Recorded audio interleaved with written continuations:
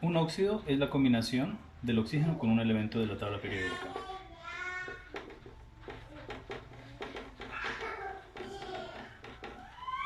Ese elemento de la tabla periódica puede ser un metal o puede ser un no metal. Recuerden que hay una línea quebrada que nos permite dividir los elementos según sus propiedades metálicas o no en dos grandes categorías. Los que están al lado derecho de la línea quebrada se denominan no metales y los que están al lado izquierdo de esa línea se denominan metales. Entonces, cuando el elemento es un metal, o sea, cualquiera de estos, que se combina con el oxígeno, forma un óxido básico. Entonces, un óxido básico es simplemente la combinación del oxígeno con un metal. Por el contrario, si el elemento es un no metal, es decir, de los que están acá al lado derecho de la línea quebrada, más el hidrógeno, recuerden, entonces formaría un óxido ácido. Un óxido ácido resulta la combinación del oxígeno con un no metal. Mencioné el hidrógeno porque se considera no metal, más no porque forme un óxido, hago la aclaración, porque el hidrógeno con el oxígeno forman agua. ¿Listo? Bueno, entonces, los óxidos simplemente son la combinación del oxígeno con un elemento cualquiera.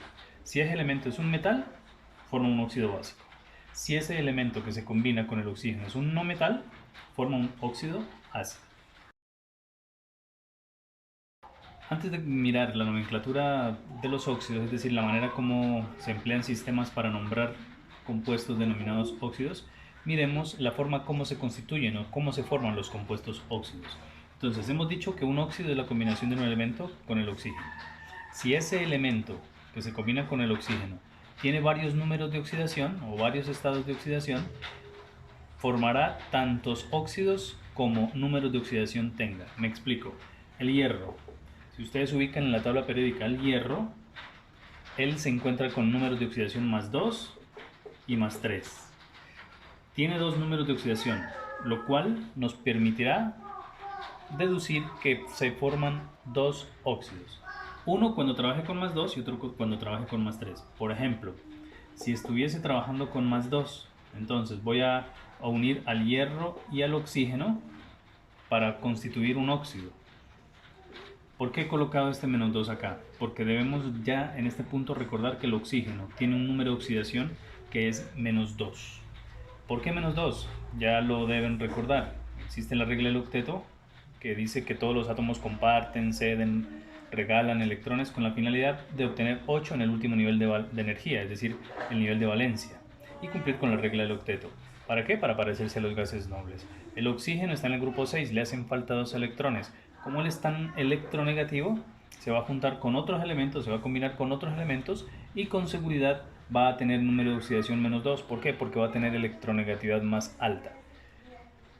Solo existe una excepción y esa excepción es el compuesto OF2, donde el oxígeno, si ustedes se dan cuenta está escrito del lado izquierdo de la fórmula, el oxígeno es el único compuesto donde él trabaja con número de oxidación más 2. ¿Y por qué? Porque se está combinando con el flúor, que es el elemento más electronegativo. Los dos elementos más electronegativos son flúor y oxígeno. Flúor que tiene 4.0 y oxígeno que tiene 3.5. Cuando ellos dos se juntan, forman un fluoruro de oxígeno. El flúor es más electronegativo, por eso el oxígeno trabaja con más 2. Bueno, eso es simplemente un paréntesis. Volvamos acá, estamos formando compuestos de óxidos. Entonces, en este primer caso, el oxígeno se va a combinar con el hierro cuando él trabaje con número de oxidación más 2. Entonces, ¿qué hago? Combino los dos elementos, los junto.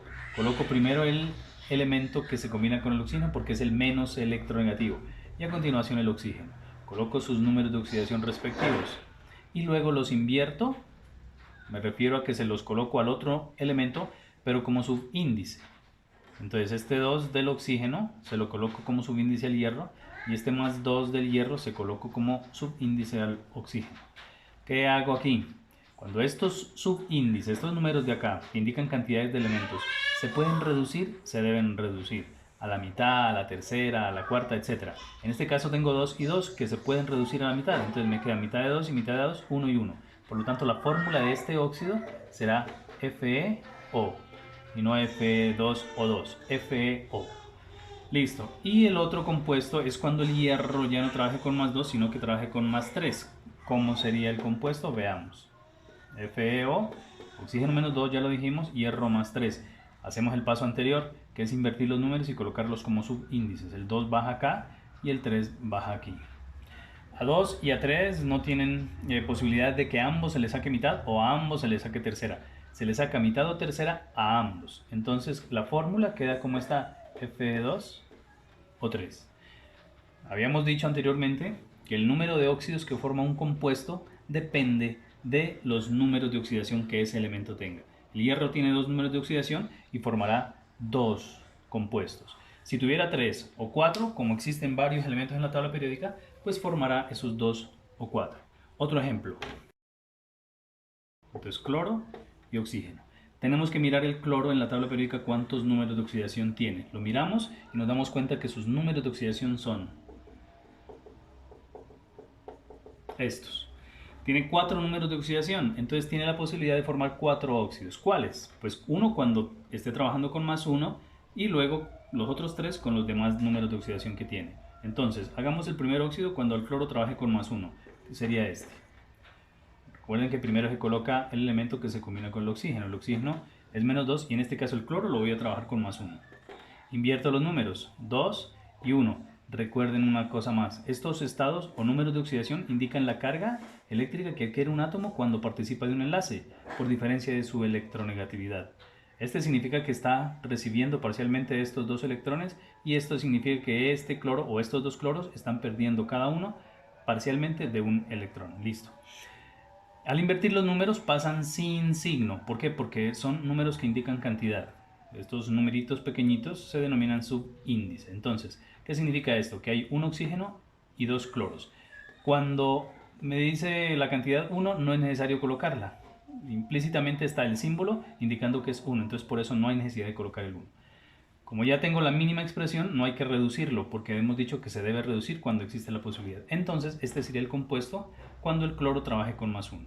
Ahora, cuando el cloro trabaje con más 3, el mismo proceso. ClO, oxígeno más 2, ahora hemos dicho que más 3. Invierto los números, 2 y 3. No se puede sacar ni mitad ni tercera a ninguno, porque el uno es par y el otro es impar. Ahora, el otro compuesto cuando el cloro trabaje con más 5 sería ClO menos 2 más 5. Invierto los números, 2 y 5, tampoco les puedo sacar ni quinta a ambos, ni mitad a los dos. Entonces se quedan así como están. Y el último con 7 sería este. Automáticamente uno lo puede hacer porque mentalmente sabe que este 2 baja acá y que este baja acá. Mentalmente se puede hacer. Listo.